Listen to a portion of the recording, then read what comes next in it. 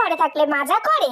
এই তো উঠে পড়েছে মহারানী, উঠে পড়েছে। দেখো দেখো সবাই, বেলা 12টার সময় ঘুম দিয়ে উঠছে। হ্যাঁ, উঠেই ফোনটা নিয়ে বসে পড়বে, আর কোনো কাজ নেই, পড়াশোনার নামগন্ধ নেই। মায়ের হাতে হাতে যে একটু সকালবেলা উঠে কাজ করবে তাও না, সারাক্ষণ এই ফোনটা নিয়ে বসে পড়বে। এই ফোন নিয়ে উঠলো, এবার বেরাস করবে, তারপর খাবে দাবে, আবার ঘুমাবে। ওর তো আর কোনো কাজ নেই। মা যে একটু বয়স হচ্ছে, মায়ের হাতে হাতে যে একটু কাজকর্ম করতে হয়, একটু জলের বোতলগুলো তো ভরতে পারিস, একটু রান্নায় তো সাহায্য করতে পারিস। সারাদিন শুধু খাওয়া আর ফোন ঘাটা, ফোন ঘাটা আর খাওয়া। আর কি করলি তুই? হ্যাঁ, পাশের বাড়ি টুকটুকিকে দেখ, গলা ফাটিয়ে ফাটিয়ে পড়ছে, আর তুই ফোন নিয়ে বসে রয়েছিস। এই ফোন দেখলে কোনোদিনও পরীক্ষায় পাস করতে পারবি না। এই যে আবার খাওয়া শুরু হয়ে গেল। হ্যাঁ, তোর কি খাওয়া ছাড়া আর ফোন ঘাটা ছাড়া আর কোনো কাজ নাই রে?